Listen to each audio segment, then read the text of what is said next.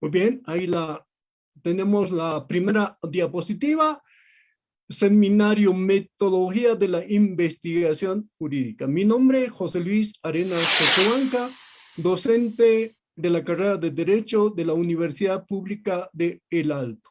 Ahora sí, vamos con el primer tema, que es el problema de la investigación. Muchas gracias.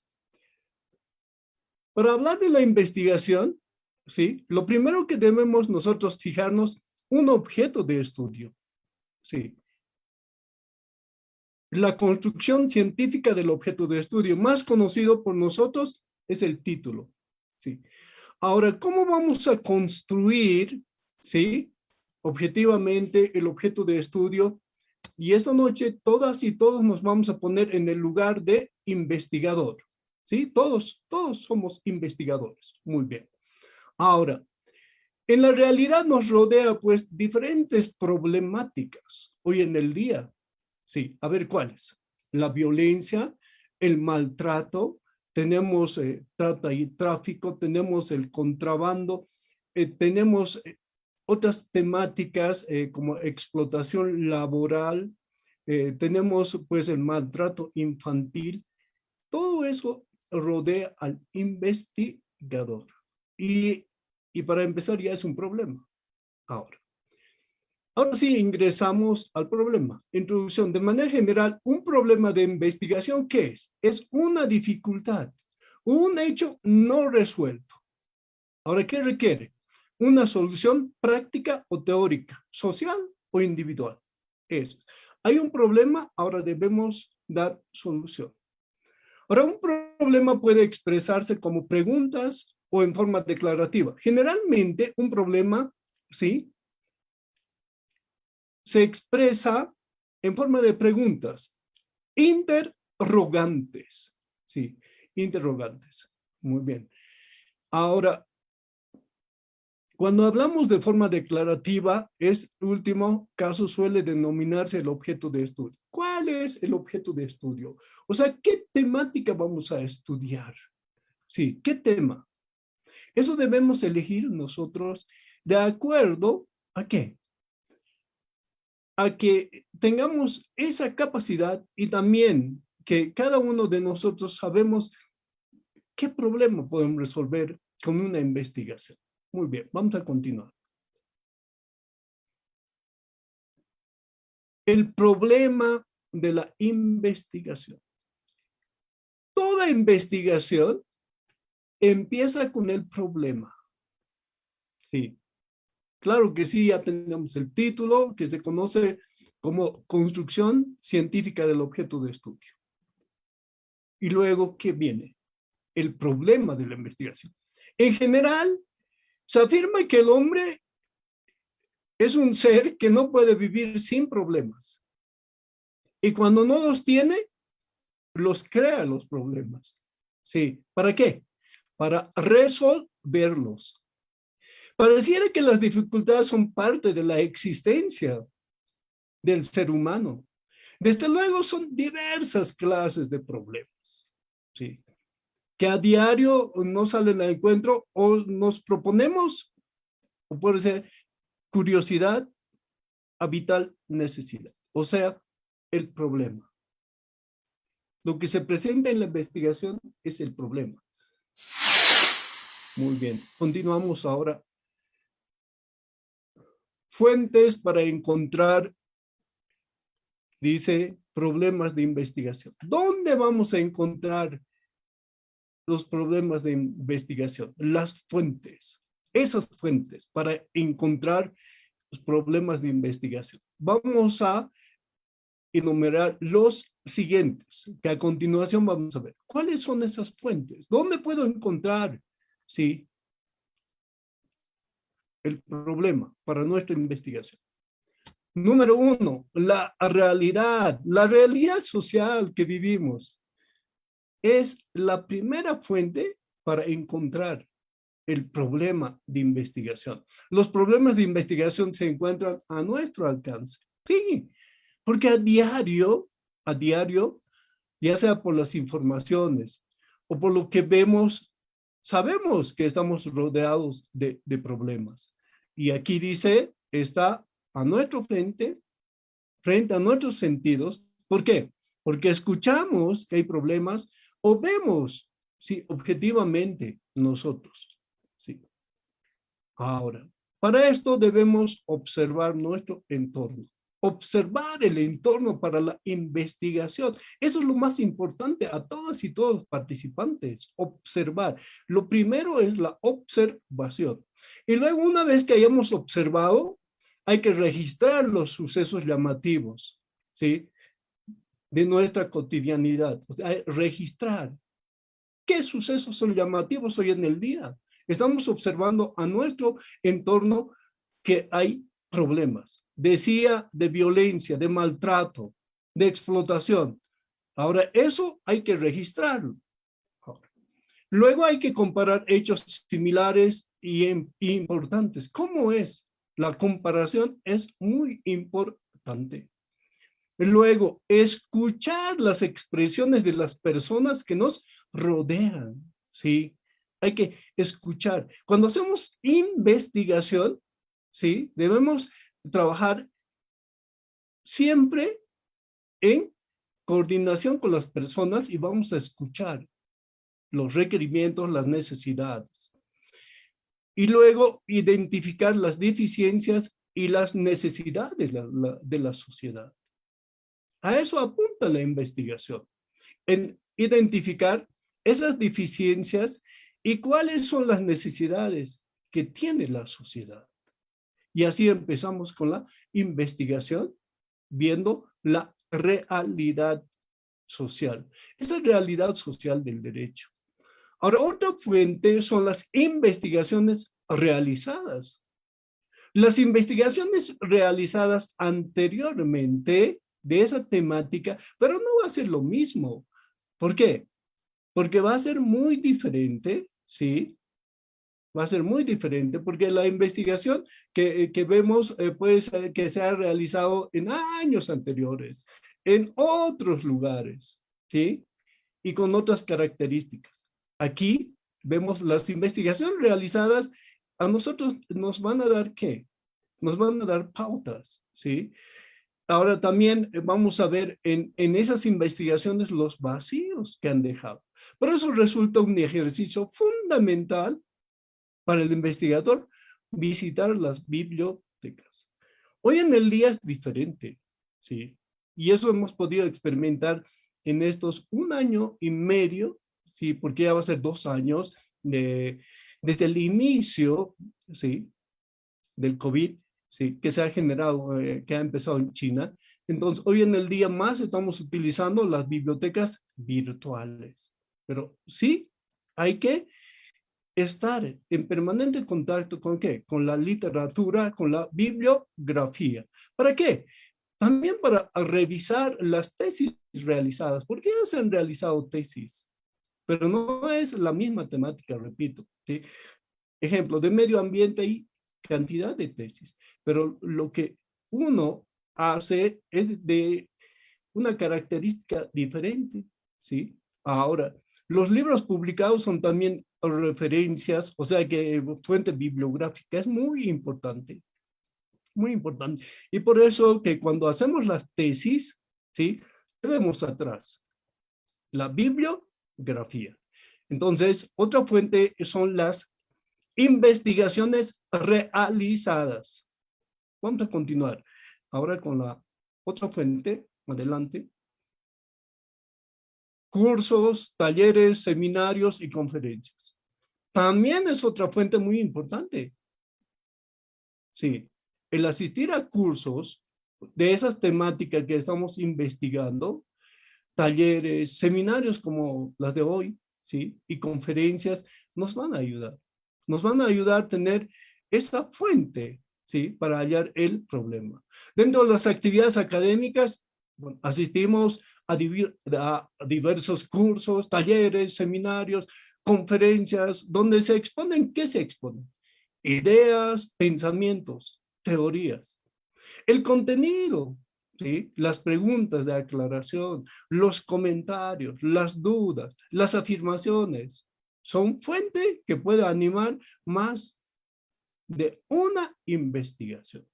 Entonces, el asistir a cursos, talleres, seminarios, también es una fuente muy importante para hallar el problema. Continuamos. Fases del planteamiento y formulación del problema. Ahora estamos avanzando ya. ¿Sí? Hemos empezado, ¿sí?, con la construcción científica del objeto de estudio. O sea, ya tener un objeto de estudio. Como decimos nosotros, ya tengo mi tema. Sí. Ahora, y lo primero que hemos visto para tener ese tema de investigación es el problema. Bien, el problema. Ahora, ¿cuáles son las fases en el planteamiento y formulación del problema? ¿Cuáles son esas fases? En el planteamiento del problema se toma en cuenta tres aspectos muy importantes. Sí, pongan atención y pueden tomar nota de ello. ¿Cuáles son esos tres? Descripción del problema. Sí, descripción del problema. Y vamos a describir el problema. ¿Sí? Los antecedentes que tengamos, hacemos una descripción. Y luego, la formulación del problema. Vamos a formular el problema. Y lo vamos a hacer, ¿sí?, con interrogantes. La formulación del problema, ¿sí? Preguntarnos, ¿por qué? ¿Qué? ¿Cómo? ¿Cuándo? ¿Para qué? ¿Sí? Ahora, análisis de los elementos del problema. ¿Qué vamos a ver a continuación? Todas ellas, uno por uno. Adelante. Descripción del problema. Eso es lo... Ya tenemos el problema, ya hemos captado el problema. Ahora vamos a describirlo. La descripción del problema consiste en el análisis del contexto donde surge el problema. Sí. No existe un problema de forma aislada, ¿no?, que solo sea parte compleja de la realidad. Se presenta de manera singular un problema. Los problemas adquieren especial significado, ¿sí?, de acuerdo al contexto del cual son parte. ¿Sí? Un problema va a ser siempre característico de acuerdo al contexto. ¿Sí? Eso hay que tomarlo en cuenta. ¿Sí? Ahora, eso es importante, situar el problema en el contexto, ¿sí? Claro. A ver, en cuanto a los años, ese problema que hablamos hace 30 años fue diferente. Hace 20 años también. Y en la actualidad es otro. Por eso hay que situarlo de acuerdo al contexto. Y de acuerdo a la población también, ¿sí? Porque un problema puede suscitarse donde la población sea cantidades, o puede ser en un lugar donde no haya muchos habitantes. Y por eso es muy importante saber y conocer el contexto. Muy bien. Ahora, es decir que debemos mencionar que los valores, características y toda la información que articule ¿qué? El contexto con problemas. Eso es. Después de haber descrito el problema, pasamos al siguiente paso. Adelante. La formulación del problema. Ya está descrito, pues en el punto anterior ya hemos visto, ya hemos descrito el problema. Ahora vamos a formular, ¿sí?, el problema. La formulación del problema consiste ¿en qué? En expresar de forma clara y sencilla, ¿sí?, el núcleo de la investigación. Generalmente se expresa en forma de una o varias preguntas. Sí, la formulación del problema son preguntas. Es así que nos dicen, ¿cuál es el problema general? Hay investigaciones que también tienen problemas específicos. Y esto lo encontramos dentro de la formulación del problema a través de las preguntas. Y la formulación siempre va a ser con interrogantes y con palabras, ¿por qué? ¿Cómo? ¿Cuándo? ¿Dónde? ¿Para qué? Son esas palabras que se utilizan. Ahora vamos a entrar al análisis de los elementos. ¿Sí? Si estamos siguiendo secuencialmente, es muy interesante. Ya hemos visto el problema, hemos descrito el problema, nos hemos formulado ya el problema, ¿sí? Nos hemos preguntado por qué, ¿sí? Y es con interrogantes. Ahora vamos a ir al análisis de los elementos del problema. Los elementos del problema son un conjunto de datos y aspectos que debe especificarse y identificarse a fin de que se comprenda, ¿sí? Con mayor precisión el problema formulado. ¿Sí? Bien. Identificar los elementos del problema, ¿sí? Llevar a definirlos y hay que analizarlos, ¿sí? ¿Sí? Lo que ayuda a ampliar y profundizar la formulación del problema. Para esto se requiere, dice, un primer trabajo, un primer acercamiento al trabajo bibliográfico. ¿Cuál es ese primer acercamiento al trabajo bibliográfico? Ahora sí, necesitamos de la bibliografía, de libros, de temáticas afines a nuestra investigación. Sí, eso es análisis de elementos, ¿sí? Del problema. ¿Y cómo lo vamos a encontrar? En los textos, sí, en los libros. Repito, si nuestra temática, puse el ejemplo, ¿sí? Del derecho ambiental, debemos tener a partir del código de la ley 1333 libros, ¿ya? Y en el Perú tienen otra ley, la normativa ambiental, sí, pero libros, porque los libros, sí, que hay son pues universales, sí, bien. Ahora, esto es el primer acercamiento. Y cuando hacemos el perfil de tesis, ¿sí? Cuando dice en una parte un subtítulo, análisis de elementos, ahí por lo menos deberemos tener 2 bibliografías. ¿Sí? Y citarlos con el APA, ¿sí? Con el APA, con el último APA que estamos llevando, ¿sí? ¿Qué nos refiere esta bibliografía? O sea, se va a referir a lo que el problema que hemos identificado, ¿sí? Que nos hemos formulado, ahora, hasta ahí. Pero ¿qué necesitamos más? Conocer lo que dice la bibliografía. Y por eso es el primer acercamiento a la literatura, a los libros. Es análisis de los elementos del problema.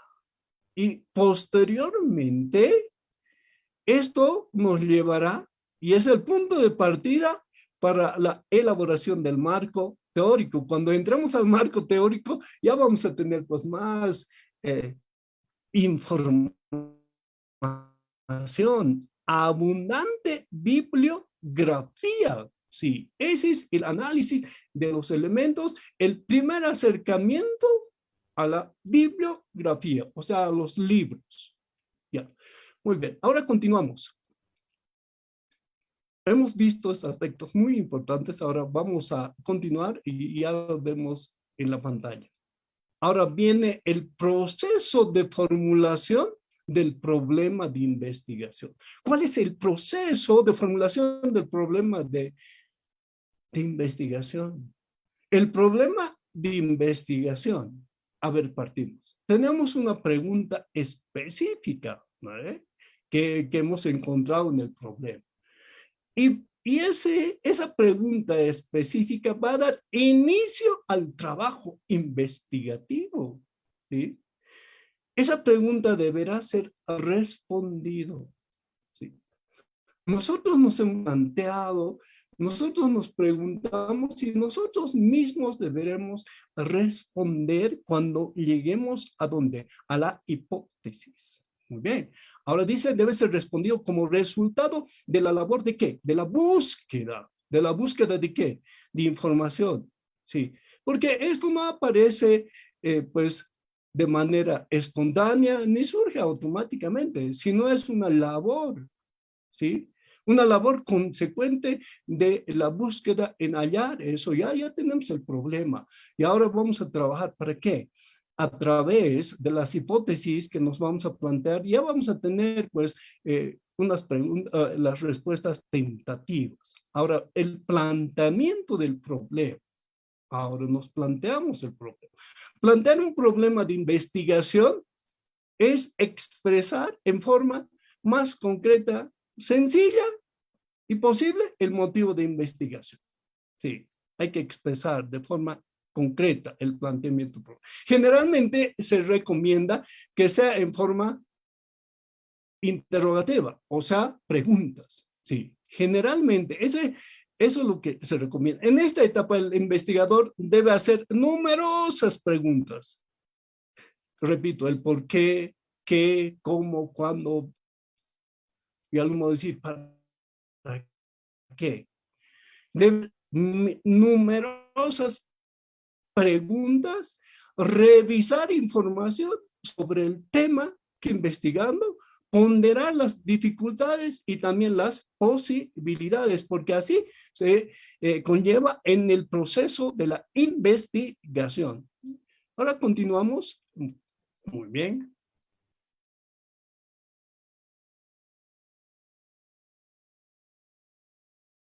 Ahora veamos la formulación y redacción del problema de investigación.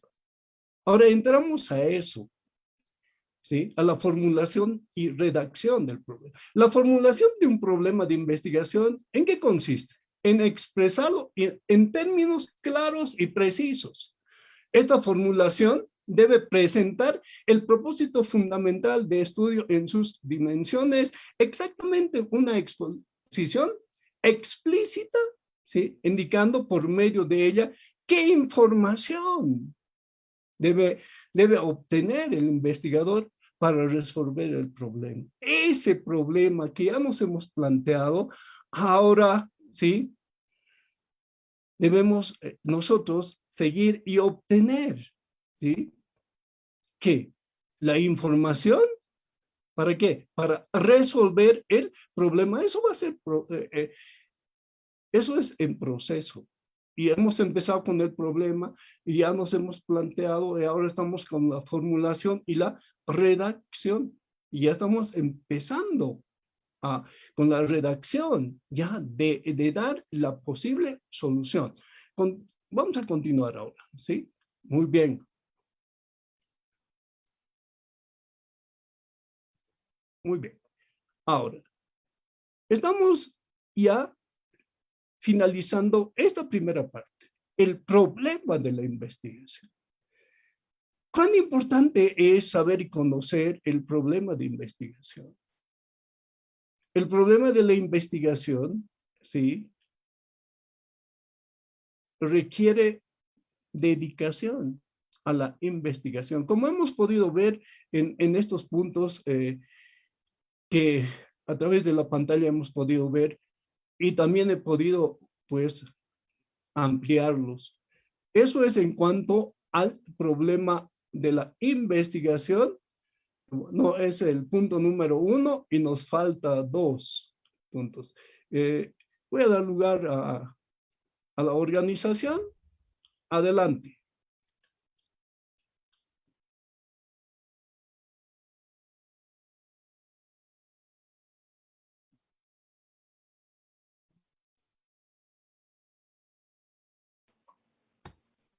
Bueno, muchas gracias. Muchas gracias, doctor. Hemos estado ya con la primera parte. Doctor, ¿Le parece si hacemos unas 3 preguntas sobre esta, la primera parte? Sí, sí, así para que Perfecto. vayamos secuencialmente. Sí, Muy bien, adelante. doctor. Entonces vamos a invitarles a todos los compañeros y las compañeras para que levanten la manito para que nosotros podamos ceder la palabra y que puedan ir realizando las respectivas preguntas. Vamos a estar con la participación de 3 personas, por favor. En este momento vamos a ceder la palabra al compañero Edwin Tinta para que pueda realizar la pregunta. Invitamos a los demás compañeros para que puedan levantar la manito y hacer su respectiva pregunta. Adelante, compañero. Muchas gracias, buenas noches. Buenas noches, doctor. Buenas noches, Buenas compañeros. noches. La consulta que yo quiero hacer es la siguiente. Usted enumeraba distintos problemas a momento de realizar una investigación y obviamente la investigación como tal, abocada, digamos, a una tesis o abocada a una labor netamente académica. Y en cuanto a una investigación, digamos, ya en un ámbito, qué sé yo, de seguros, cuando uno le toca ser ejecutivo de seguros de una compañía aseguradora y tiene que investigar las causas de un siniestro, como ha pasado recientemente con el siniestro de la quema de un mercado en Cochabamba, y en el hipotético caso de que este inmueble hubiera estado asegurado, ¿cómo debe iniciar uno su investigación? ¿Cuál debe ser su objetivo para plantear una buena investigación que tenga también buenos frutos, ¿no? Muchas gracias. A usted por la pregunta, aunque es muy específica, ¿no? Esta pregunta de seguros, dice usted. ¿Con qué debe empezarse? Con las fuentes. El investigador, los investigadores que están realizando acerca de ese trabajo, donde usted refiere, debe tener primero las fuentes, ¿sí?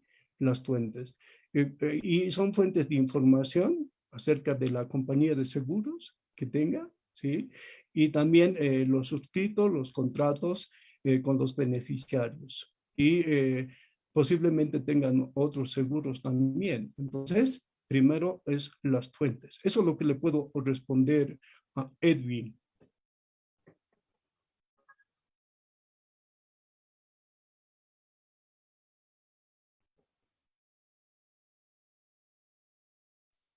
Muchas gracias, doctor. Eh, bueno, a ver, vamos a revisar si tenemos alguna pregunta. Sí, vamos a ceder la palabra al compañero Eliseo Apaza. Adelante, compañero.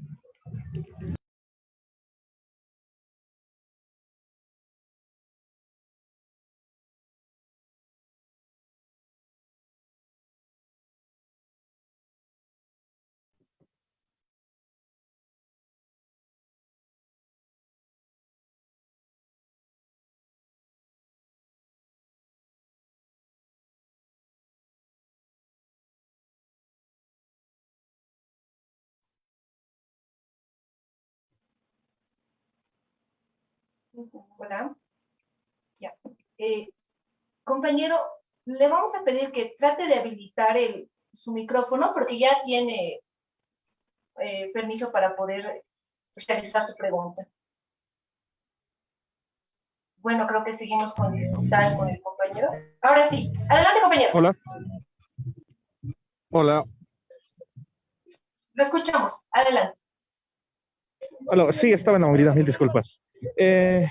Muy interesante la clase. Mi consulta es la siguiente. Por ejemplo, yo quiero hacer una tesis, pero quiero hacer un proyecto de ley. ¿Se puede elaborar esto viendo un problema? Por ejemplo, un problema en el desarrollo del país de importación de conocimiento, ¿sería esto? Más que todo lo estoy viendo. En una tesis se puede presentar un proyecto de ley. Esa es mi pregunta. Muchas gracias. A usted. Sí. Doctor. Qué interesante, qué interesante. la pregunta, sí. Hay investigaciones propositivas, ¿sí? Hay un tipo de estudio propositivo, ¿sí? Hay también el proyectista. En este caso, me pregunta Edwin, él está enfocado en eso, de hacer un proyecto de ley. Bueno, y también decirle al compañero que en la carrera también hay la modalidad, ¿sí? La modalidad de proyecto de grado. Podía presentar un proyecto de grado. Eso es lo que le digo aquí a Eliseo, ¿sí? Un proyecto de grado. Eso es lo que nos falta en la carrera. Y sería pues muy importante que usted siga con eso, lo que ya tiene, porque usted dijo, quiero realizar. Entonces, qué importante sería que haga un proyecto de grado proponiendo eso, ¿sí? Una ley. Muchas gracias. Muchas gracias, doctor. Bueno, al parecer no tenemos más preguntas, quizás en la siguiente etapa. Entonces vamos a continuar con lo que son las diapositivas, doctor, con la segunda parte. Adelante, doctor. Muy bien, ahora sí, ingresamos al marco teórico. La investigación tiene partes fundamentales. El problema es una parte fundamental y el problema de la investigación. Hemos visto ya hace minutos que hemos finalizado y el problema. Ahora, y decíamos que nuestro primer acercamiento es el análisis de los elementos. Acercarnos a la literatura, a los libros, ¿sí? Y de ello vamos a hablar ahora. El marco teórico. Muy bien, ahí está ya instalándose las diapositivas, ¿sí? Y vamos a hablar del marco teórico. Muy bien. El marco teórico. El marco teórico es un techo. Eso creo que sepa. Es un techo, sí. Marco teórico, ahí te. Y el marco teórico está sustentado por columnas, ¿sí? Por columnas que vamos a ver. El marco conceptual, el marco referencial, el marco histórico y el marco jurídico, que sostienen lo que dije, hecho ahí, el marco teórico, ¿sí? Que está sustentado por el marco conceptual, el marco referencial, el marco histórico y el marco jurídico. Ahora sí, vamos. ¿Qué es el marco teórico? Primero, hay que aclarar que, ¿qué es un marco? A ver, para ilustración, un marco. El marco de la puerta, el marco de la ventana. Ya, nos ubicamos. ¿Sí? Muy bien. Entonces, esos son los límites que no se puede traspasar. Bajo esos límites vamos a trabajar. El marco teórico, ¿qué es? Conjunto de teorías, conceptos que describen o explican el problema de estudio o se encuentran relacionados con él mismo. Entonces, ¿qué es el marco teórico así? Para empezar, conjunto de teorías y conceptos. Eso es el marco teórico. ¿Y dónde vamos a encontrar eso? En los libros, en información, o sea, en documentos, en normas, en leyes, todo ello. Muy bien. El marco teórico, ¿qué es? Es el resultado de la selección de teorías, conceptos y conocimiento científico. También métodos y procedimientos para que el investigador que requiere para describir y explicar objetivamente el objeto de la investigación. En el primer punto que hemos visto esta noche, el problema, ya podemos describirlo, es decir, ¿cuál es el problema? Pero más allá, ya hacer un conocimiento científico, necesitamos acudir aquí al marco teórico, a la teoría, a la literatura, a la bibliografía, ¿sí? Objetivamente, ¿para qué? Para conocer su estado histórico, actual y futuro. El marco teórico de un trabajo de investigación, eso es lo que nos dicen. Aquí, el marco teórico, ¿cuántas veces en las clases? El marco teórico. El marco teórico de un trabajo de investigación es ¿qué es? La descripción, explicación y análisis en un plano teórico. A ver si nuevamente pueden ustedes apuntar, copiar estos aspectos, ¿sí? Repito, el marco teórico de un trabajo de investigación es la descripción, luego la explicación y por último, ¿qué es? Un análisis. Qué interesante, ¿no? Sí. Ahora, ¿de qué plano esto viene? Del plano teórico, de lo que estamos viendo en la literatura, en la bibliografía, en los documentos, en la norma, todo ello. Muy bien. Ahora, ¿se trata de qué? Se trata de conocimiento sobre el tema, ¿sí? Las variables y las hipótesis. A ver, cuando decimos conocimiento sobre el tema de variables, ¿sí? La investigación tiene variables, ¿sí? Hay, lo que generalmente conocemos son dos variables, pero hay dos o tres, la variable independiente y la variable dependiente. La variable independiente son las causas y la variable dependiente son los efectos.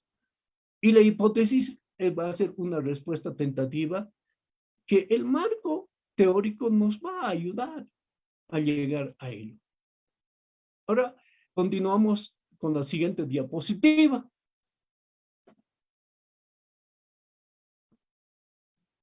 Las funciones del marco teórico. ¿Qué funciones cumple entonces el marco teórico? Durante todo el proceso de investigación, desde el inicio, cuando hemos empezado el trabajo, el primer día que nos hemos ocupado en la investigación, hasta la evaluación del trabajo. ¿Cuándo es eso?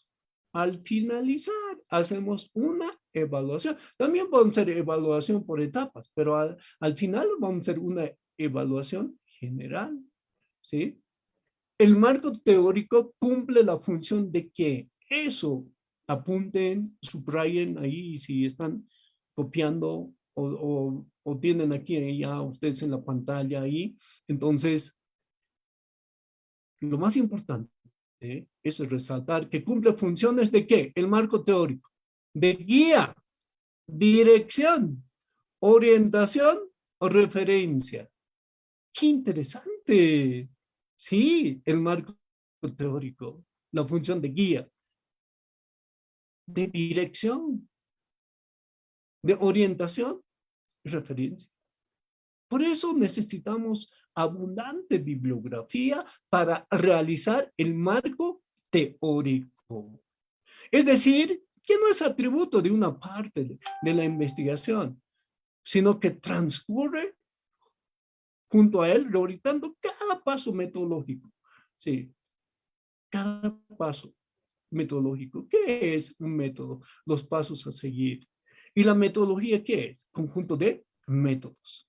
El marco teórico parte de un problema, ¿sí? Y problematizado de un problema cotidiano. Ya nos hemos planteado cuando hemos visto el problema, pero ahora debemos hallar a la luz de las investigaciones científicas el marco teórico a través de la literatura, de la bibliografía. Continuamos con el siguiente punto. Por tanto, el marco teórico es un continuo proceso ¿de qué? de síntesis y de análisis. Eso es. Sí, por eso demanda pues tiempo la investigación. Cuando estamos en el marco teórico, hacemos síntesis, análisis, en el cual los contenidos se dividen. Sí, se dividen. Después se juntan. Luego se cruzan, se transforman. Así es. La investigación cuando estamos en el marco teórico. De acuerdo, dice, con el movimiento histórico del objeto, o sea, cómo estamos realizando la investigación. El marco teórico nos ayuda a precisar y organizar los elementos contenidos en la descripción del problema. Claro que sí, nos ayuda, ¿sí? De tal forma que puede ser manejado, convertido en acciones concretas. Ahora, ¿cuál es el objetivo del marco teórico? Su objetivo es ubicar el problema y el resultado, sus análisis dentro del conjunto de ¿qué? De conocimientos existentes y orientar en general todo el proceso de investigación. Qué interesante, el marco teórico. Sí, muy importante es el marco teórico en la investigación, porque hemos visto acá, ¿qué son? Son guías que nos ayudan, nos orientan con la prosecución de la investigación. Continuamos con la siguiente diapositiva. Elaboración del marco teórico. Ahora debemos ya elaborar el marco teórico. Sí, el marco teórico. Ya tenemos conocimientos, ya hemos adquirido, ya hemos expresado qué es el marco teórico, para qué sirve. Ahora vamos a hablar de la elaboración del marco teórico. La elaboración del marco teórico tiene, dice, una variedad, un conjunto de conocimientos que, bueno, pues, que se van a sintetizar. El investigador, a fin de fundamentar la investigación, ¿sí?, acude al marco teórico. Este tiene estrecha relación con el problema que acabamos de ver hace media hora, ¿no? Ahora, el marco teórico tiene estrecha relación con el problema formulado. Nos hemos ya formulado el problema, ¿no? A través de preguntas, de interrogantes. Muy bien. Ahora, para ello es importante revisar toda fuente de información que esté relacionado con nuestro problema de investigación para ayudar a fortalecer, ¿sí?, la de exponer de manera analítica, reflexiva y responder al estudio que se realiza. Qué interesante cuando trabajemos ya en la elaboración del marco teórico. A veces pensamos que es pesado, pero cuando estamos ahí ya elaborando, sí, podemos lograrlo. Porque estamos enfocados en qué? En dar respuesta al problema que nos hemos planteado. Todavía no hemos llegado a eso, pero sí el marco teórico nos va a ayudar a construir. Ahora sí, vamos con la siguiente diapositiva. En la elaboración del marco teórico diferenciamos esto. Lo que decía al inicio, antes de la diapositiva, en esta parte del marco teórico. El marco teórico es un techo, así, un techo. Marco teórico. Y dentro de lo cual tenemos el marco conceptual, el marco referencial, el marco histórico y el marco jurídico. Como docente de la materia de seminarios de graduación aquí en Bolivia, ¿sí? Porque lleva diferentes títulos, ¿no? Metodología, seminario de grado en otros lados, sí. Lo que hago conocer el marco teórico, que es un techo, tiene acá sus bases fundamentales, como estructuras que lo sostienen el marco teórico, el marco conceptual, el marco referencial, el marco histórico y el marco jurídico. Que en el fondo se trata, como podemos ver, es la de organizar la información del problema en un abordaje teórico, pero así en orden. A continuación conoceremos sintéticamente en qué consiste cada uno de estos conceptos.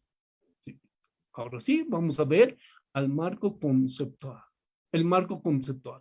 El marco conceptual permite definir los conceptos que se utiliza en la investigación.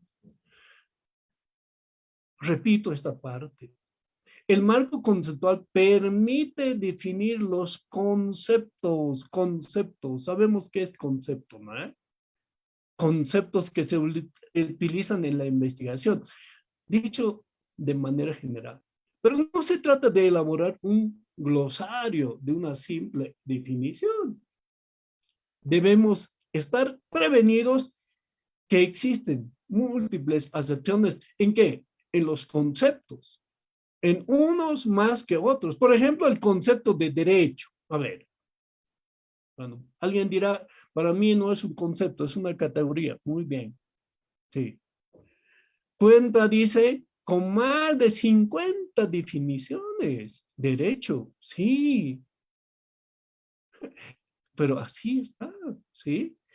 Pero según a la disciplina y al sistema teórico establecido. De ahí que a la hora de definir los conceptos, necesario describir, analizar los conceptos, ¿sí? Ligando el sistema teórico que los circuncen. Sí. A ver, estos conceptos de derecho.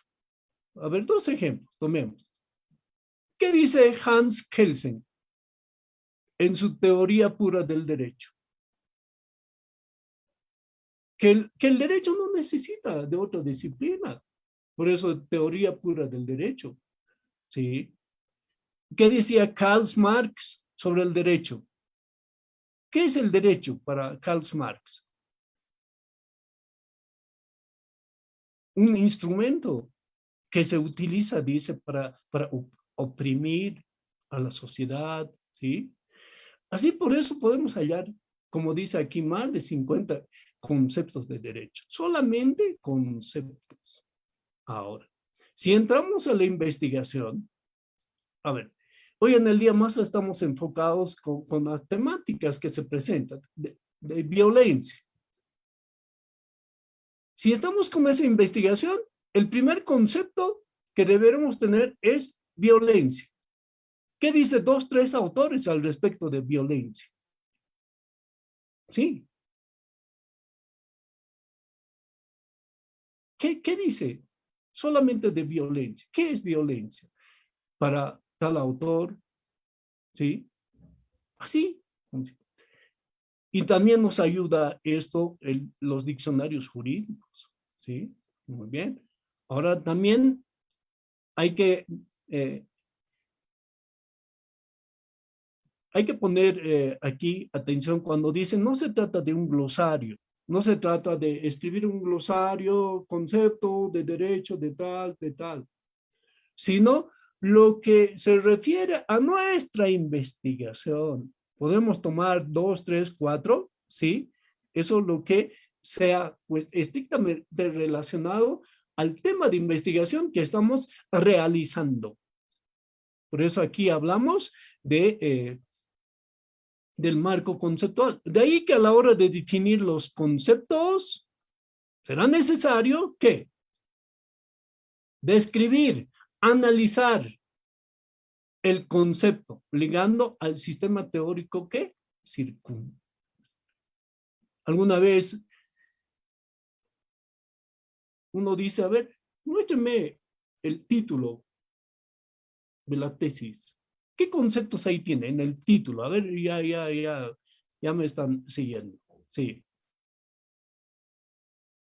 Esos conceptos que tenemos para empezar, ¿sí? en el título de nuestra tesis, deberíamos nosotros aquí conocer esos conceptos.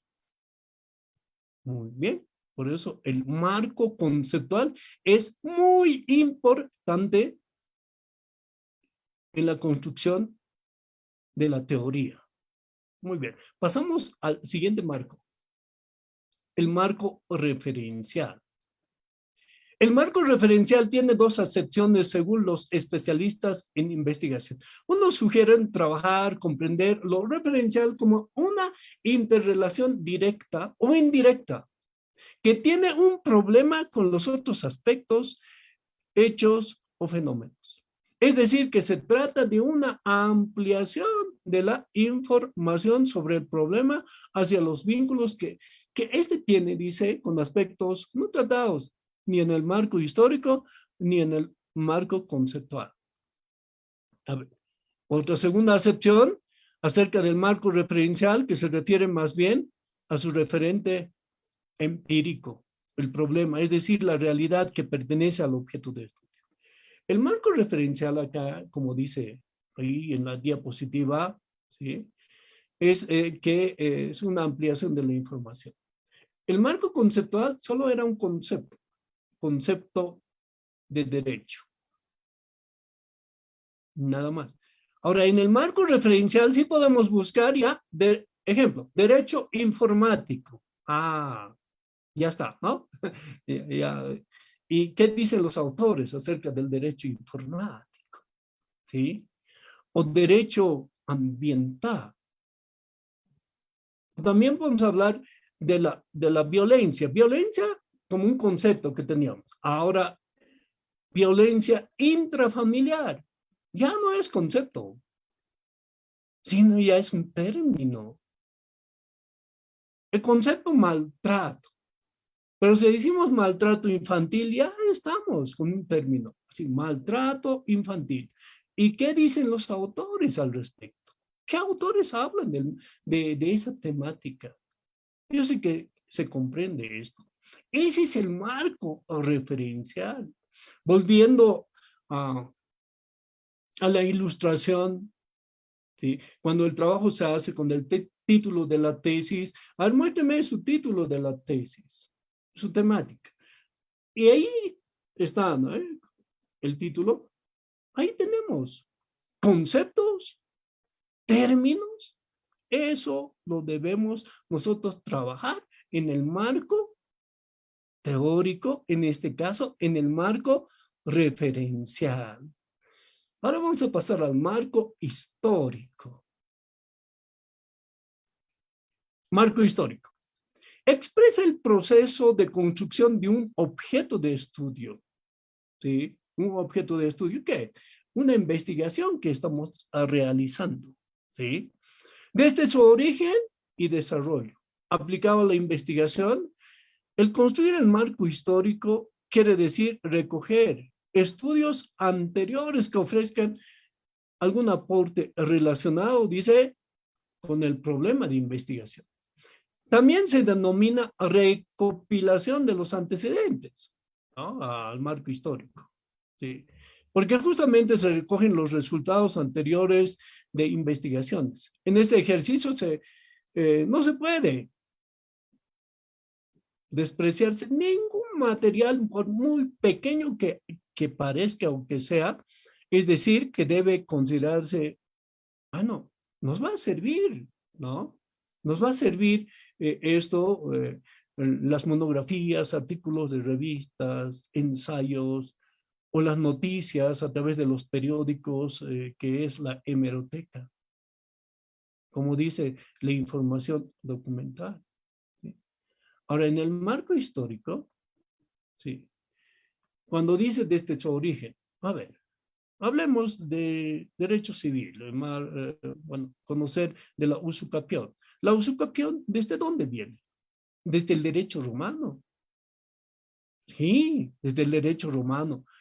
Y ha pasado por años, por siglos, hasta hoy en el día, la usucapión sigue vigente.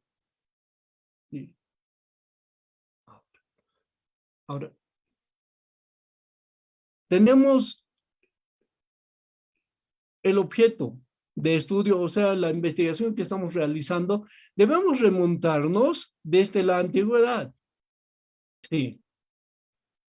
Nuestra investigación, ¿qué título lleva? Buscar desde la antigüedad. Por ejemplo, la violencia. ¿Desde cuándo viene? ¿Había violencia en la edad antigua? ¿En la edad media? ¿En la edad contemporánea? ¿En la edad moderna? ¿En la edad contemporánea? ¿Y en la actual? Ese es el marco histórico. Así, yendo etapas por etapas. O por edades o por épocas. Sí. El marco histórico. El marco histórico es hallar desde su origen hasta, o sea, el desarrollo hasta la actualidad. El marco histórico es muy importante dentro de la elaboración de las investigaciones, ¿sí? Para la tesis de grado. Muy bien, pasamos al marco jurídico. Y cuando decimos el marco jurídico, bueno, pues ya nos viene, ¿no? Pensamos en qué? En las leyes, ¿sí?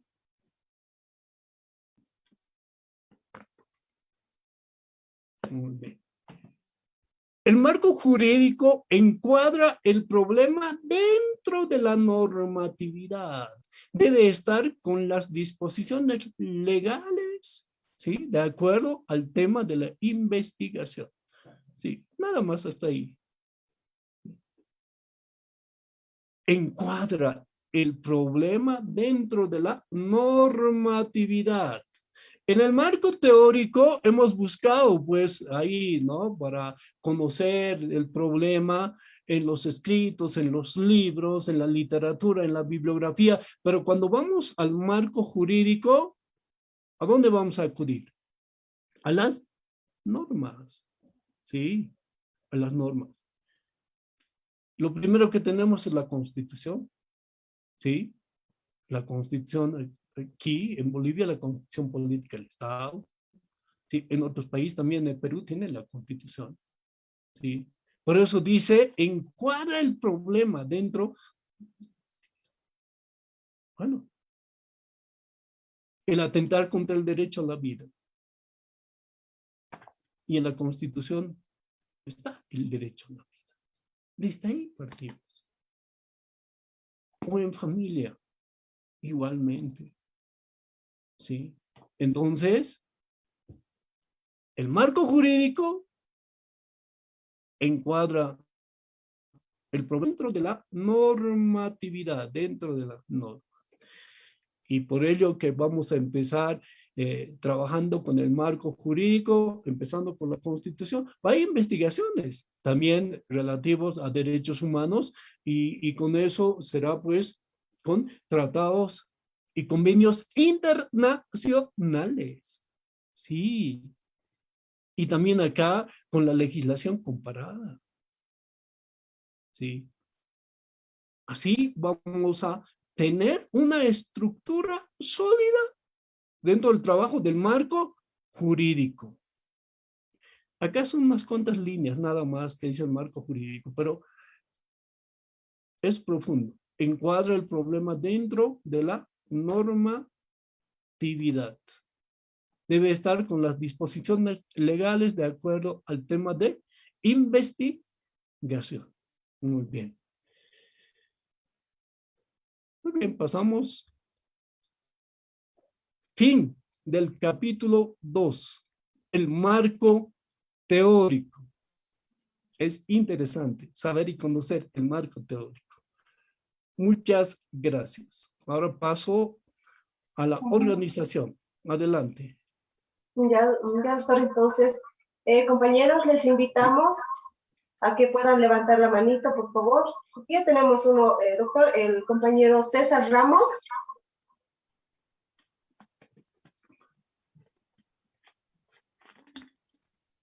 Vamos a pedir a nuestro querido compañero que nos está colaborando con el tema de sistemas, podamos ceder el micrófono al compañero César Ramos. Ya lo tenemos habilitado. Compañero, ¿puede dar su pregunta, por favor? Buenas noches, compañeras. Buenas noches, doctor. Un Buenas gusto noches. escucharlo nuevamente. Eh, Doctor, quería consultarle, dentro del perfil de tesis, Sí. prácticamente, ¿cuánto de porcentaje se debe desarrollar del marco teórico? Y es imprescindible que se desarrolle lo que es el marco jurídico, marco referencial, marco histórico y marco jurídico. Todo lo que ha mencionado, doctor, tiene que ir al 50%, al 100% de avance de todo el marco teórico. Doctor, es mi consulta. Qué interesante pregunta. En el perfil de tesis hay una parte, pues, que dice, ¿no? Dependiendo de las investigaciones, por ejemplo, en las investigaciones que realizamos, estamos trabajando, nosotros en la universidad, es el punto número, vale, el punto número 6. Sí. Ahora, ahí en el perfil está así como hemos expuesto esta noche, pero está lo básico. Ahora, en la tesis, César, ¿ya? En la tesis ahora es, en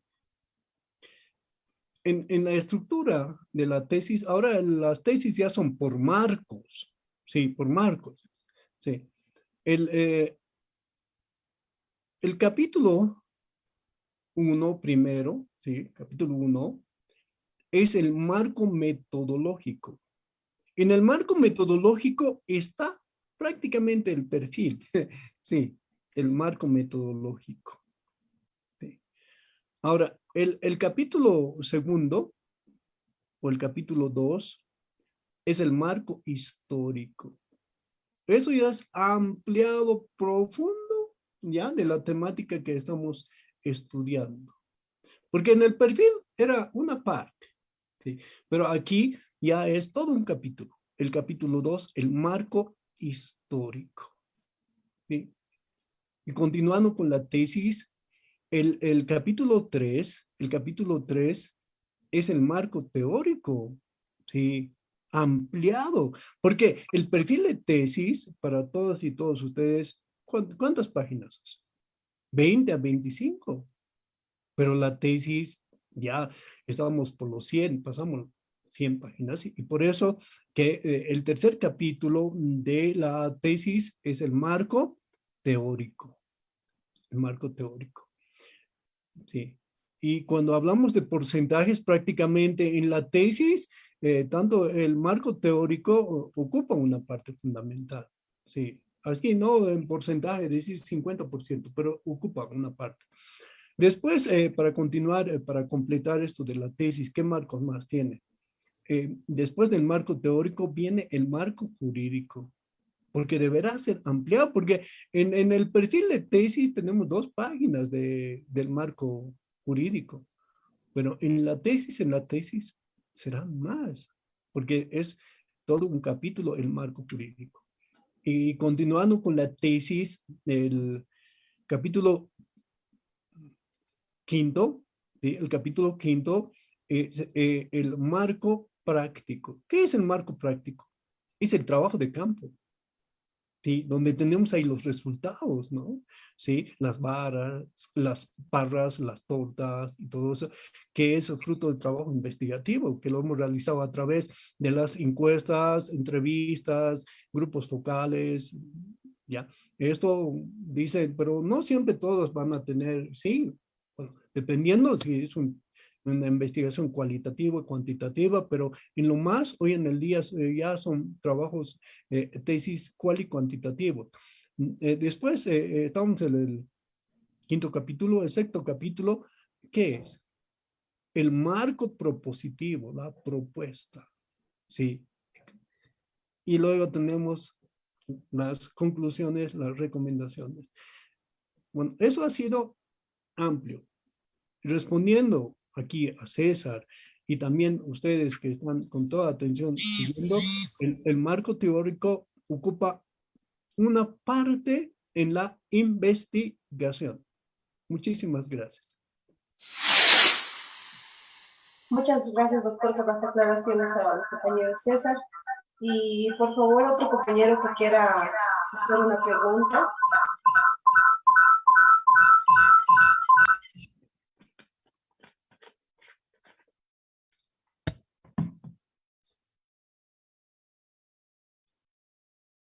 Titirico.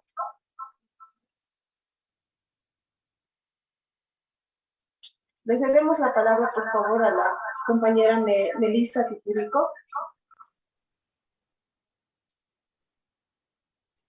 Bueno, muy buenas noches, doctor.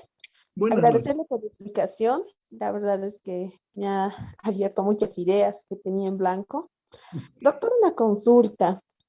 En la estructura de la tesis, ¿qué Sí. puntos son más importantes o más relevantes para que nosotros podamos trabajar más en esos puntos en el momento de una revisión o en el momento de la defensa respectiva?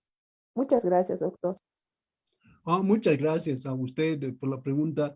¿Cuáles son importantes? Dijo, ¿no? Todas. Pero ¿sabe qué? La característica es parte por parte. Primero, va a ser la construcción científica del objeto de estudio, o sea, el título.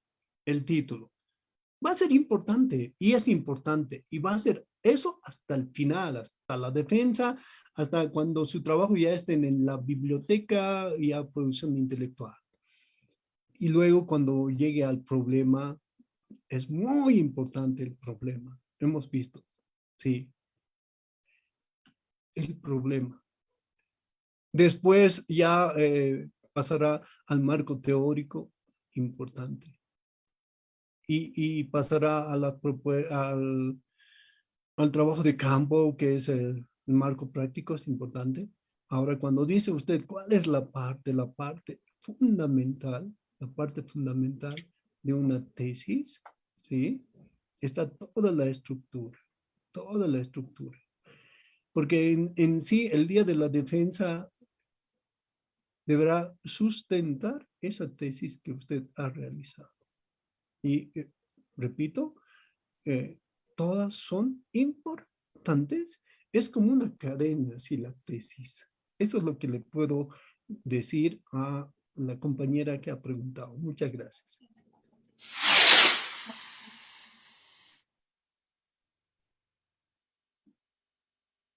Yo doy muchas gracias por la aclaración.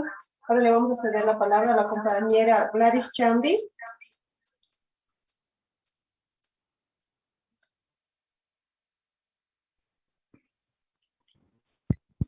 Buenas noches a la organización, buenas noches, doctor.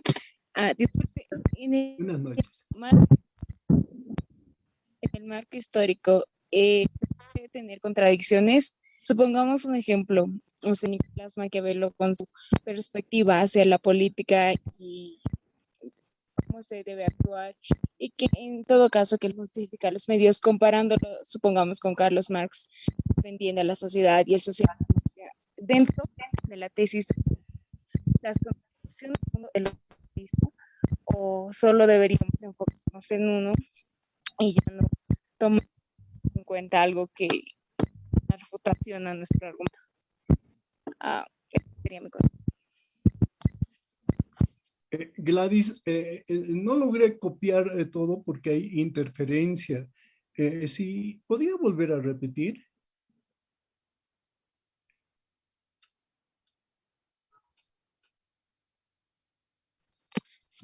Sí, doctor. Lo que yo preguntaba Gracias. era si en el histórico, considerando, supongamos, autores antiguos, se puede tener contradicciones, o sea, sobre nuestro tema, como refutaciones en nuestro argumento, o sea, dentro del marco histórico.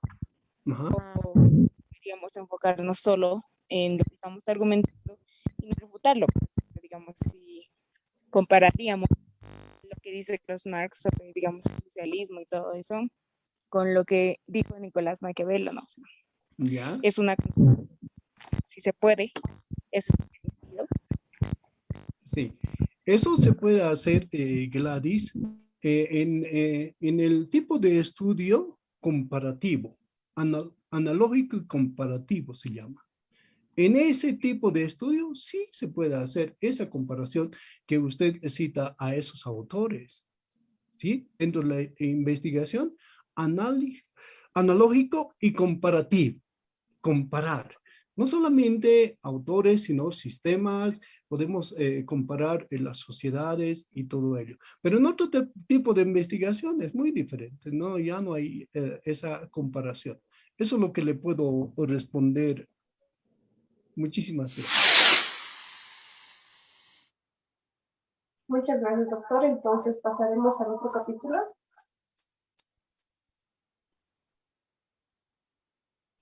Bueno, doctor, no habiendo más preguntas dentro de lo que es la segunda etapa, vamos a pasar a lo que es la tercera etapa. Muy bien. Ingresamos ahora ya para finalizar. Vamos a ver los métodos de la investigación jurídica. Sí. Hablamos de métodos, sí. Y debemos conocer mucho más los métodos jurídicos, ¿sí? Métodos. Sí, es muy importante saber y conocer los métodos de la investigación jurídica, ¿sí? Métodos, hay muchas, pero en lo jurídico utilizamos principales métodos, ¿sí? Generales aplicables a la investigación jurídica. Lo que preguntaba hace unos minutos su compañera, ¿sí? También tiene relación a esto, ¿sí? Porque cada método varía de acuerdo a la investigación que se está realizando, ¿sí? Cada investigación tiene su método y eso hay que saber, ¿sí? ¿Qué método ha aplicado en esta investigación social? ¿Qué método ha aplicado en esto de analógico comparativo? A ver, vamos a ver esta noche. Muy bien, vamos.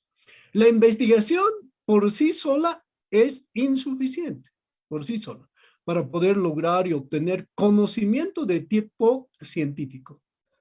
Para la indagación de algo sobre que tengamos que arroje resultados científicos, es necesario que la investigación se regule, se realice a base de los parámetros establecidos, debe estar regida y determinada por un método. ¿Sí? ¿Y qué es el método? Camino a seguir. Muy bien.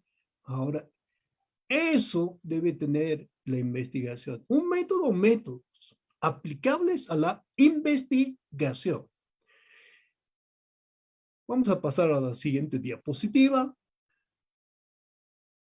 A ver, en esta parte vamos a citar autores que hablan de la metodología jurídica, ¿sí?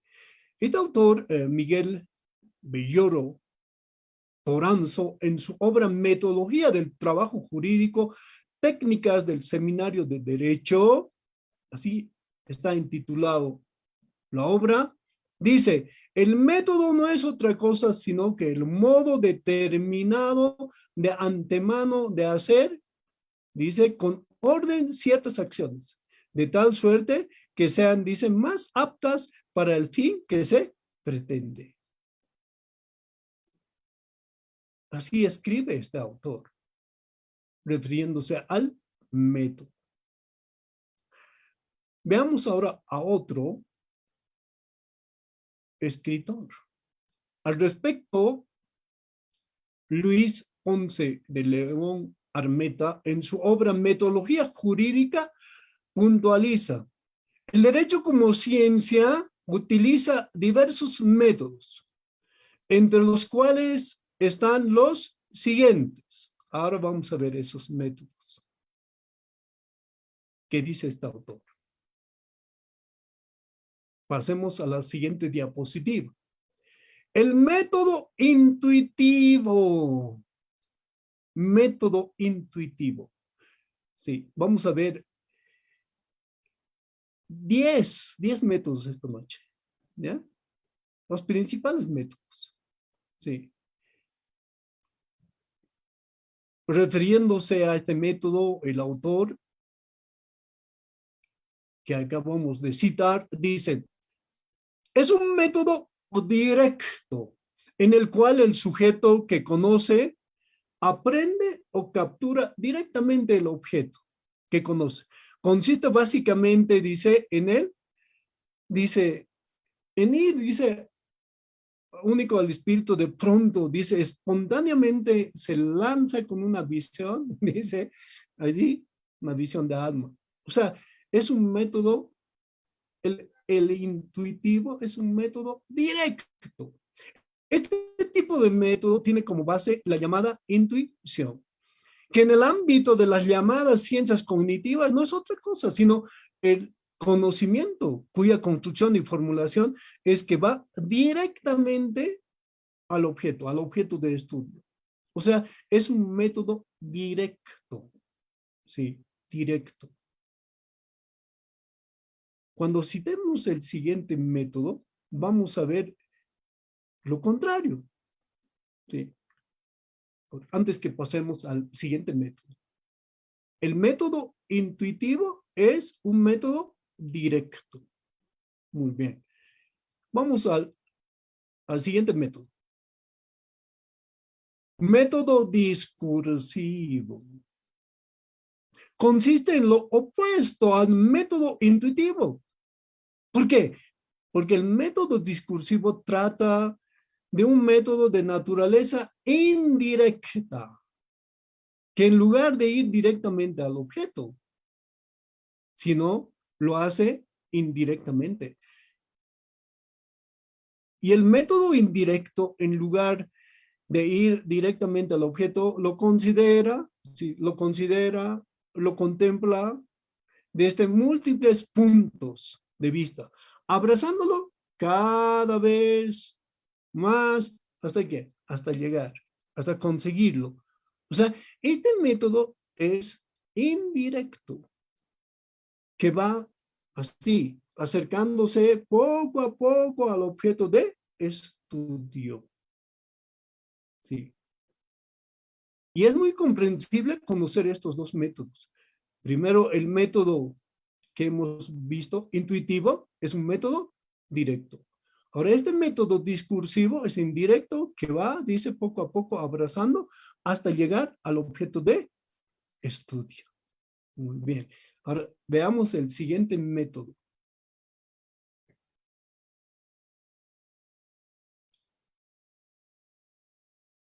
El siguiente método.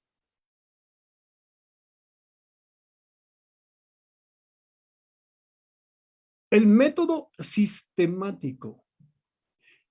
Es el método que es utilizado fundamentalmente ¿para qué? Ahora sí, entremos. Sí. Porque no todas las investigaciones, pues, son iguales, son diferentes, ¿sí? Diferentes. Partiendo de este título, es muy diferente. El método sistemático, dice, es utilizado fundamentalmente para la interpretación ¿de qué? De las leyes. Cuando existe alguna laguna o vacío legal, también es un método que se ve expresado en la conformación ¿de qué? De la codificación de las normas jurídicas. Por ejemplo, el Código Civil, el Código Penal, el Código de Procedimiento Civil, ahora es el Código Procesal Civil, así sucesivamente. ¿Y esto con qué método podemos trabajar? Si no, con el método sistemático. ¿Eh? Así es. O sea, para cada trabajo hay un método o habrá dos métodos. Muy bien. Ahora pasemos a otro método. Hasta aquí ya estamos con 3 métodos. ¿Sí? El método inductivo. De eso sabemos y conocemos, ¿no? De eso más citamos. Diga usted un método inductivo. Sí. Es un método que no es exclusivo de la ciencia, porque es utilizado de manera usual en el proceso de conocimiento que comúnmente ¿qué? Realiza el ser humano en su vida diaria, en el cotidiano vivir, ¿sí? Es por ello que también es útil, dice, para la obtención y la estructuración del conocimiento científico, que está inmerso, dice, en el conocimiento propio, característico ¿de qué? De la dogmática jurídica.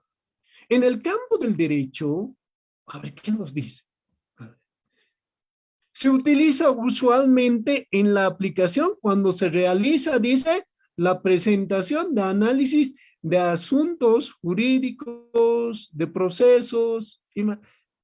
Vean, si uno está realizando trabajo de investigación de asuntos jurídicos, de procesos, y lo tiene ahí en los juzgados, ahí, ¿sí? Ahí el trabajo de campo, ¿sí? ¿Qué método va a ser? El método inductivo. El método inductivo, cuando dice aquí de procesos judiciales, ¿sí? Ahí, hasta ahora hemos visto 4 métodos y nos ayuda, ¿ya? Para definir qué método vamos a utilizar en el trabajo de nuestra tesis o en la investigación que estamos realizando. Vamos al siguiente método.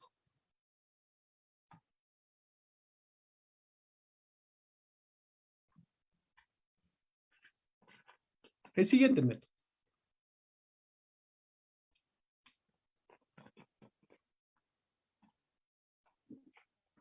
Ahora sí.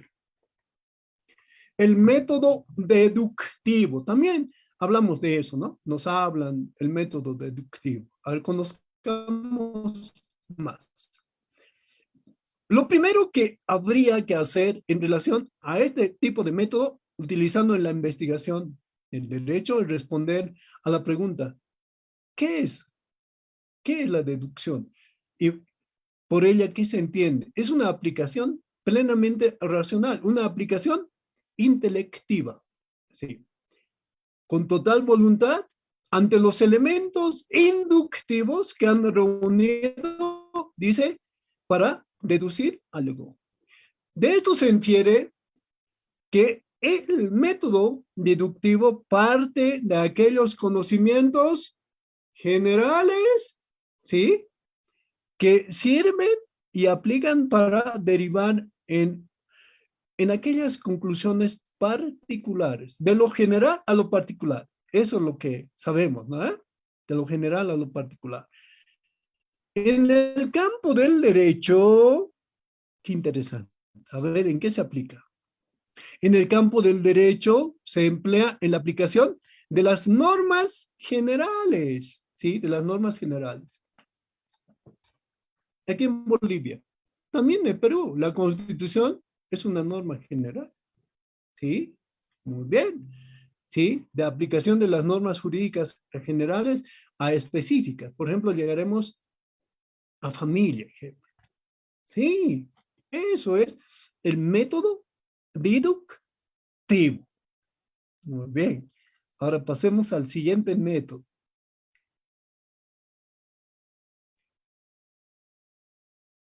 Método analógico o comparativo. Sí, Gladys preguntó esta noche, ¿no? ¿Cómo se puede hacer? O se puede ser determinado si todo, incluso autores, ¿sí? Aquí está, el método analógico y comparativo. Este tipo de método va a aplicarse cuando se hace una comparación entre fenómenos, conductas, entes, sistemas, etcétera. ¿Sí? Porque es una comparación. Tomando como base que las semejanzas y diferencias con la finalidad de pasar de un estado, ¿ya? De ignorancia, dice, a un estado cognitivo, o sea, de conocimiento, en el que es posible conocer con el grado de mayor certeza. ¿Por qué? Porque vamos a hacer una comparación. Claro que sí. Por eso es muy importante, si estamos haciendo trabajo de investigación o de tesis, bueno, si es así, está orientado nuestra tesis así, a hacer una comparación, podemos aplicar el método comparativo, porque va a ser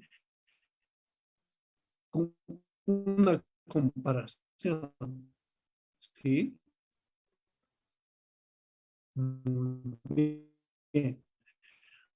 Ahora pasamos al siguiente método.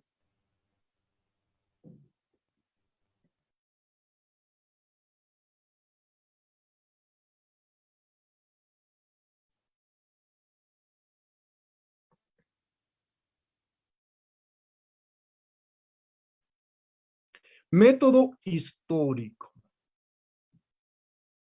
El método histórico se sustenta en el devenir histórico. Por ello, la historia del derecho es la fuente primaria y fundamental. ¿Para qué? Para el conocimiento de la investigación del derecho. El derecho solo se puede conocer a través de ¿qué? De la evolución del tiempo. La experiencia que se genera por el devenir del tiempo. Uno de los elementos fundamentales para el conocimiento del derecho, ¿sí? ¿Qué es? La historia. Este tipo de método que estamos hablando, el histórico, se interrelaciona estrechamente con las técnicas de investigación documental. Vamos a acudir a los documentos para conocer, ¿sí? Los procesos históricos, ¿sí? Ejemplo de conocer la Guerra del Pacífico, ¿sí? Aquí dice elementos fundamentales para el conocimiento del derecho, este tipo de métodos se interrelaciona estrechamente con las técnicas de investigación documental. Sí. Ahora, consiste en que las instituciones deben remontarse, dice, a conocer qué, su pasado y ver si sus normas han evolucionado en sí. El método histórico. Hay investigaciones históricas que se realizan. ¿Y qué método va a emplear? Bueno, será el método histórico. Continuamos con el siguiente método.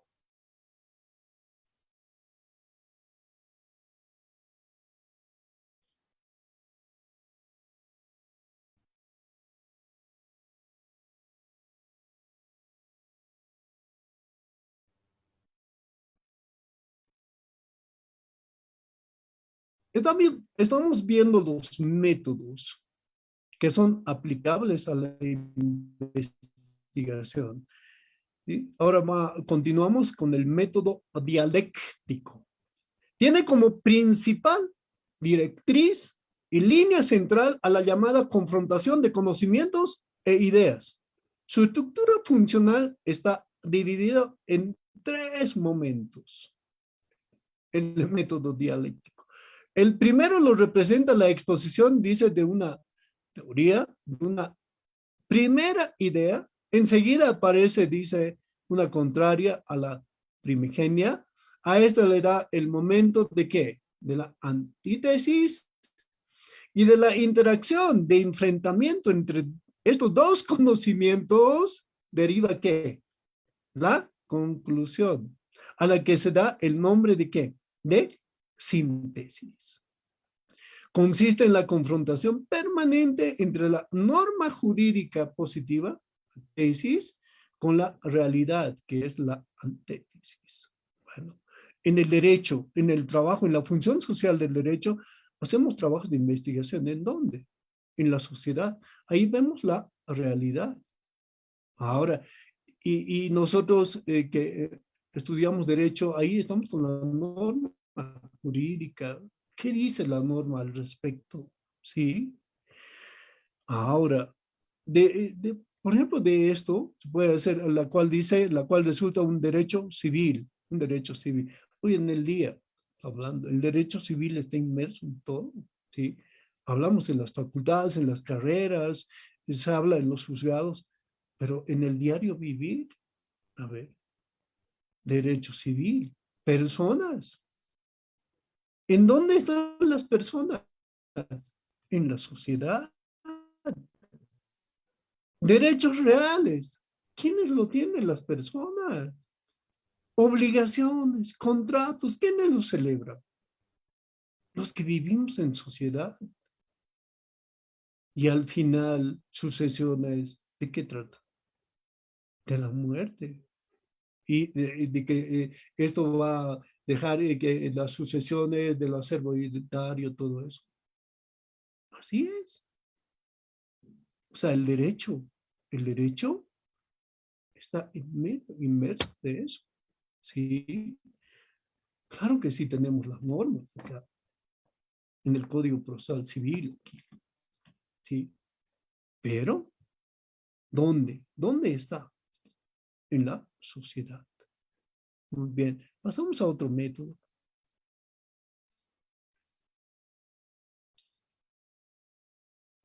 El método fenomenológico. Es un método de naturaleza filosófica que tiene sus raíces en el análisis intuitivo de los objetos, tal como se encuentran en la realidad, y son captados y aprendidos así por la conciencia consciente del ser, a través de este proceso, como se conozca el objeto. Este método es aplicable al campo de la investigación científica del derecho. ¿Sí? Muy bien. Es de suma ayuda.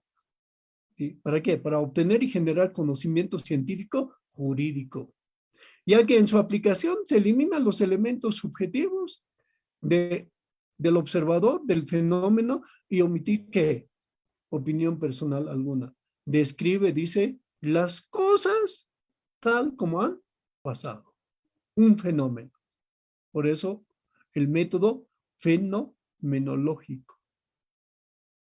Pero vamos a ir finalizando con los métodos. Vamos a pasar ya al siguiente.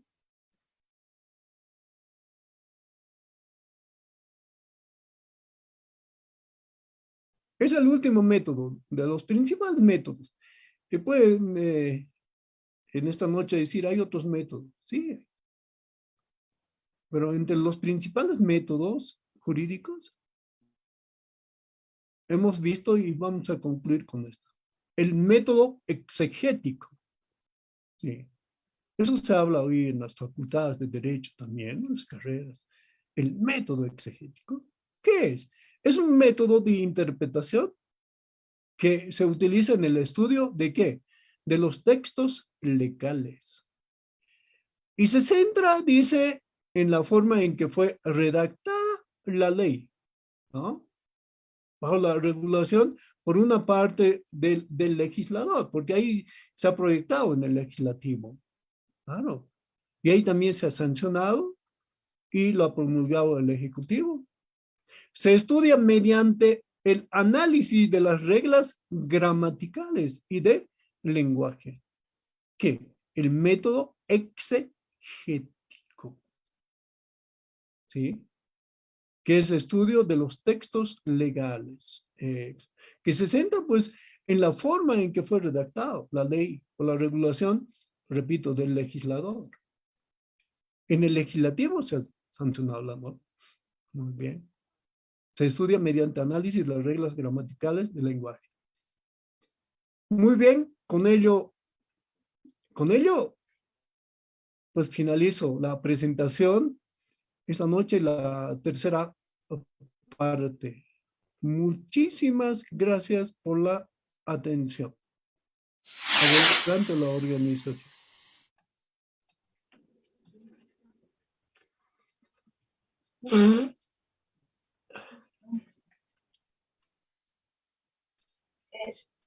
Bueno, doctor. Lo cortamos, creo que está compartiéndose pantalla. Si me ayuda.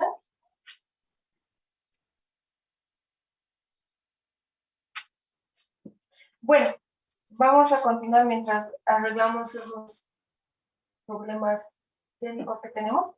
Bueno, compañeros, habiendo ya terminado la última parte de lo que ha sido la exposición sobre el tema de la metodología de investigación jurídica, los invitamos para que puedan levantar la manito y podamos aclarar algunas dudas que hayan tenido sobre esta tercera etapa de lo que ha sido las metodologías de investigación jurídica.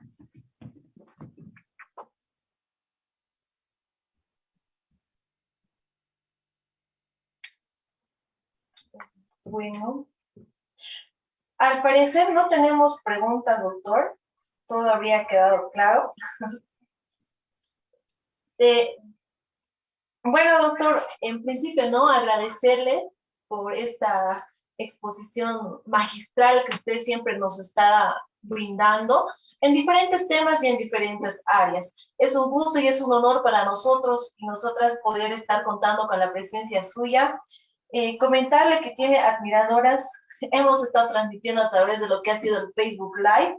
Ahí nos dice una compañera, Aide Día, nos dice, muchas felicidades, doctor. Excelente, doctor Arenas. Éxitos. Bueno, ahí tenemos el mensajito de la compañera. Bueno, creo que tenemos una pregunta, doctor.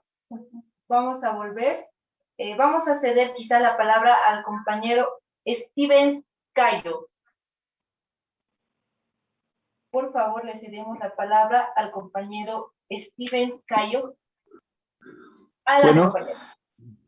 Bueno, gracias. Primeramente, saludarle al doctor Arenas. Buenas noches, doctor, y saludarle a ustedes, lindas damitas. Y a la pregunta que voy es, quisiera saber la diferencia entre tesis y monografía. Veo que las preguntas que han hecho más ha sido que muchos están elaborando su tesis, pero yo estoy pasando un curso de educación, un diplomado de educación superior y quiero saber un poquito más si hay una diferencia entre tesis y monografía. Asimismo, hemos visto el planteamiento del problema, el marco teórico, método de investigación, y ¿tendrá alguna diferencia entre esos dos puntos? Y por último, también quisiera que por favor nos manden las diapositivas al WhatsApp, si no sería mucha molestia, por favor. Esa es ya mi pregunta, gracias. Muchas gracias, Stevens. Sí, hay diferencia en la estructura de monografía y la tesis. La monografía solo consta de 3 partes. Seguramente en el diplomado que usted está estudiando ya lo ha visto, ¿okay?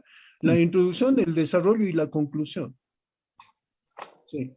En la introducción está el objetivo, la justificación, el método que va a utilizar. Y el desarrollo es netamente el desarrollo a la temática que se va a enfocar. Esto lo puede hacer por capítulos, o capítulo 1, 2, 3, y la conclusión es muy importante y esa conclusión deberá ser de acuerdo a los objetivos planteados. Y luego las recomendaciones. Esa es la monografía. La tesis tiene otra estructura tal como lo hemos explicado esta noche. Eso es la respuesta. Muchas gracias. Gracias, doctor. Gracias, doctor. Bueno, compañero, respondiéndole la segunda pregunta, vamos a estar enviándoles lo que son las diapositivas, las vamos a compartir al grupo de WhatsApp que ya tenemos. Entonces van a estar ahí, compañeros. Bueno, también tenemos otras preguntas. Tenemos 3 preguntas más. Vamos a ceder la palabra a la compañera Mamani Vilca María Elena. Buenas noches. Adelante, compañera. Escucha, ¿verdad? Gracias, doctor. Muy buenas noches. Muchas gracias por la ponencia. Como siempre, muy ilustrativo. Muchas gracias. Doctor, mi duda, bueno, todo lo que se ha hablado en el día de hoy para una investigación, quisiera saber qué es lo que me recomienda para lo que son los artículos científicos o también para lo que es investigación, para poder hacer un texto, un libro en el ámbito del derecho, doctor. ¿Cómo Muy podemos bien. ya esta parte trabajar? María Elena, muchas gracias. Sí, y la investigación es amplia. Así como es amplia, es interesante. Sí. No, en sí hemos abordado esta noche más sobre la tesis, la investigación, y la pregunta que hacía Stevens era sobre la monografía, los artículos científicos. Los artículos científicos es una parte muy importante. Conocer los artículos científicos también tienen su estructura propia. ¿Sí? Desde el título, el resumen abstracts. El resumen abstract es muy importante que todo artículo científico debe tener. Y ese resumen está en inglés y en español. Después tiene las partes, la parte central y la parte conclusiva.